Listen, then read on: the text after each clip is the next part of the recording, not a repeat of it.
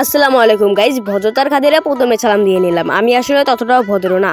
আজকে আমি 3 শ্রেণীর মানুষকে সমালোচনা করবো। প্রথমে আছে কচ্ছপ বিল্লাল ভাই, যার নাই কোনো সামর্থ্য, আসলে তার কাছে নাই কোনো টাকা, তাই জনগণের পকেট করবে ফাঁকা। আল্লাহর পর স্বপ্ন দেখে সে কিনবে হচ্ছে আইফোন 17 প্রো ম্যাক্স, যার দাম হচ্ছে 1,90,000 টাকা।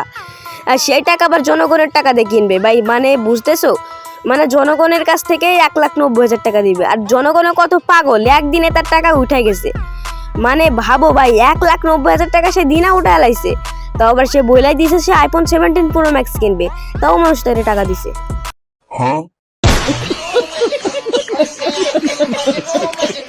তার সর্বোচ্চ ইনকাম হচ্ছে 44 লাখ টাকা, যেটা 2 মাসে সে ইনকাম করছে। এখন সর্বনিম্ন ধরতে গেলেও তার মাসে ইনকাম হচ্ছে গিয়ে 10 লাখ টাকা। এখন যদি ফেসবুকের ইনকাম কম দিচ্ছে এটা ধরা হয়, তাহলে তার ইনকাম হচ্ছে 2 থেকে 3 লাখ টাকা।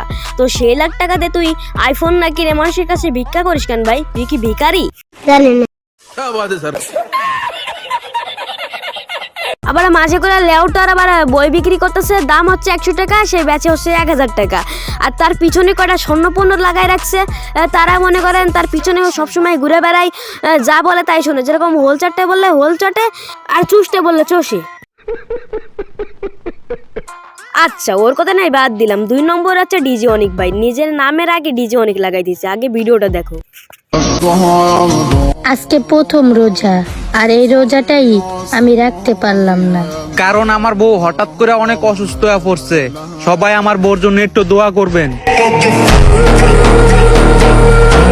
এখানে কি বল কি দোয়া ছিল না থেরে দিল, কিছুই বুঝলাম না। হালার পর হালাই মানে বউ ব্যবসা ধরছে, মানে বউরে একটু সামনে নিয়ে এসে 2টা লাড়া দিব আর ভিউ হয়ে যাব। সেটা টাকার জন্য বা স্বার্থের জন্য যে কখন নিজের বউরে ভাড়া দেয় ঘরের ভিতরে তা জানি না ভাই। এই 2 পাগলের বাদ দিলাম, লাস্ট আছে একটা ধাড়ি পাগল, তারে নিয়ে চলো একটু সমালোচনা করা যাক। আজ দেখতে পাচ্ছেন আমার পিছে কত মেয়ে। একটা সময় আমি খুব গরিব ছিলাম, কিন্তু তুই তো এখনো গরিব। আমাকে কোনো মেয়ে পাত্তা দিত না। আমি যদি কোনো মেয়েকে বলতাম আই লাভ ইউ, তারা আমাকে রিজেক্ট করে দিত। আজ দেখতে পাচ্ছেন আমার পিছে কত মেয়ে। কিন্তু মেয়ে নিয়ে আবার কে বড় লোক হয় ভাই? ও মেয়ে নিয়ে তো আবার ব্যবসা করা যায়। সরি ভাই, আমি ছোট মুখে বেশি বড় কথা বলে ফেলি। এরা সবাই আমাকে চিনে, কি বিশ্বাস করতে পারছেন না? ওয়েট, আমি আপনাদেরকে প্রমাণ দিচ্ছি, ওরা যে সবাই আমাকে চিনে। আসেন। আপু, আপনি শিওর আমাকে চিনেন? না, আমি আপনাকে চিনি না। উনি চিনে না, পরের জন চিনে। আপনি শিওর আমাকে চিনেন? কে? আপনিও চিনেন না? না। আমি নাসিম। নাসিম কে? Wait, আমি আরেকজনকে জিজ্ঞেস। আপনারা সরেন, আপনারা চিনেন না আমাকে। আপনি শিওর আমাকে চিনেন? না তো, কে আপনি? আপনি অনেক সুন্দর, আপনি আমাকে চিনেন? না না, আপনাকে আমি চিনি না। আপনি শিওর আমাকে চিনেন? আপনি অনেক সুন্দর, প্লিজ আপনি চিনেন আমাকে, প্লিজ। থ্যাংক ইউ, বাস চিনতেছি না আপনাকে। চিনেন প্লিজ। চিনেন না? উনিও চিনতেছেন। ভাই মেয়েটাও বুঝে গেছে যে একটা বিয়ে বউদের সাথে কোনো কথা বাড়ায় কোনো লাভ নাই, তাই তাড়াতাড়ি চলে যাইতেছে।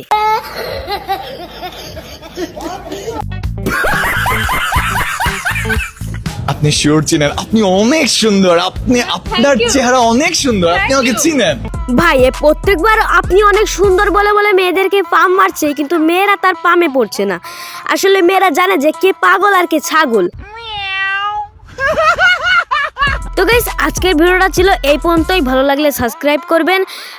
আজকে থেকে আমি নিয়মিত রোস্টিং ভিডিও আপলোড করব, তো ভিডিও ভালো লাগলে সাবস্ক্রাইব করতে ভুলবেন না।